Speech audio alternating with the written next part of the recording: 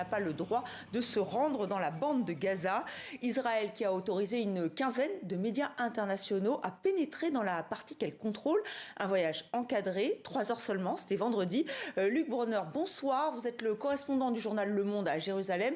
Vous faites partie des journalistes qui ont pu se rendre dans l'enclave et vous le racontez dans cet article. Vos mots sont forts, une ville anéantie, un no man's land, je vous cite. Ces images, on les a tous vues, mais c'est un choc quand on les voit pour de vrai ?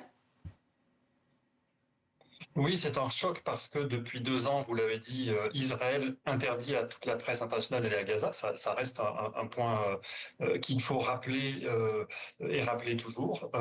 Et donc, quand on peut y aller, on se prend en pleine figure, pour dire les choses le plus simplement possible, cet état de destruction quasiment sur toute la traversée de la bande de Gaza. Alors, on est arrivé par le kibbutz Be'eri, on est allé jusqu'à la mer Méditerranée, puis on est remonté sur Gaza City. C'est un nombre de kilomètres, c'est pas beaucoup, mais ça permet de visualiser l'état de la bande de Gaza aujourd'hui. Et c'est vrai que le mot que j'ai choisi d'utiliser après ce reportage, c'est celui d'anéantissement, puisque je trouvais que c'était le terme qui permettait de rendre compte le mieux possible de ce que je voyais en tant que journaliste indépendant sur place. 900 000 habitants ont évacué Gazaville. Vous le dites, hein, il n'y a plus personne, il n'y a que des débris. Vous croisez quand même des militaires et ils ont aussi des mots assez forts pour dire ce qu'ils sont en train de vivre. Alors, les militaires qui s'expriment sont des gradés qui ont reçu l'autorisation de parler. Ils sont dans le cadre opérationnel de leurs activités, donc ce qui veut dire ils collent au discours officiel.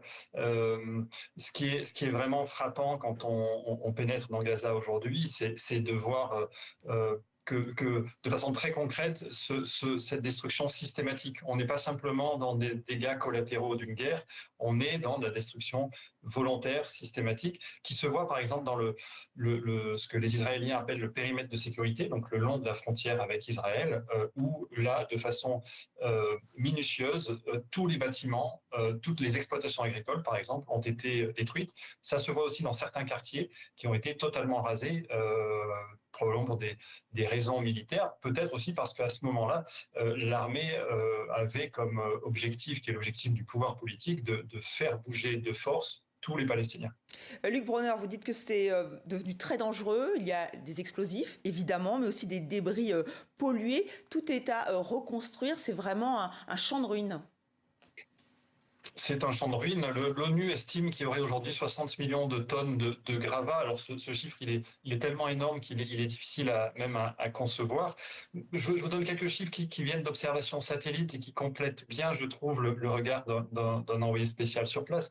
Il y a 78% des immeubles de la bande de Gaza qui ont été gravement endommagés ou détruits. Ce qui veut dire que aujourd'hui, même il doit y avoir un cessez-le-feu et la paix, il y a un besoin de reconstruction qui est absolument colossal. Parmi les difficultés, le fait que le Hamas a piégé avec des explosifs des centaines, probablement des milliers d'emplacements, le fait aussi que les bombes qui n'ont pas explosé laissent des explosifs extrêmement dangereux sur place. C'est un premier risque majeur pour la suite. Les destructions font aussi que tous les réseaux d'assainissement, les réseaux d'eau qui font la vie dans une ville aussi dense que celle de Gaza ne sont plus en état de fonctionner. Et j'en ajoute une troisième, malheureusement.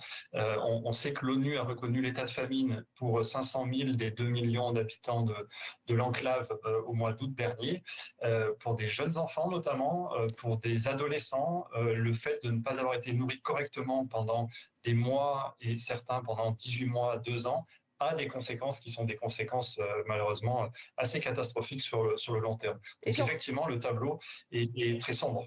j'en reviens, c'est donc 3 heures hein, simplement de voyage.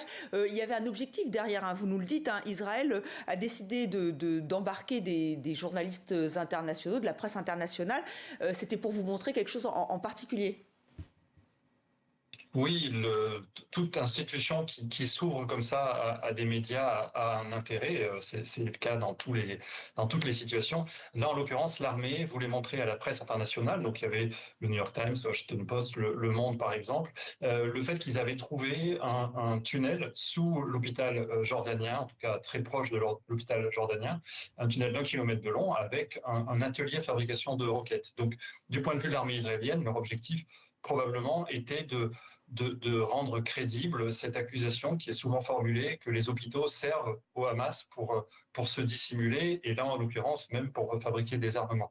Moi, en tant que journaliste indépendant, je profite de cette opportunité qui est d'aller sur le terrain pour faire un sujet qui, en réalité, n'a rien à voir avec leur objectif, même si pour être honnête, j'évoque le fait que ce tunnel existe, mais c'est vrai que je profite de ce moment rare, puisqu'Israël interdit absolument l'entrée des journalistes étrangers, pour tenter de rendre compte de façon modeste, 3 heures, c'est pas grand-chose, mais de la plus précise possible de cet état de dégradation et de destruction, d'anéantissement de la bande de Gaza. Merci Luc Brunner d'avoir été en direct dans 64 minutes et on peut lire votre article sur le site du journal Le Monde. Merci à vous pour ce témoignage.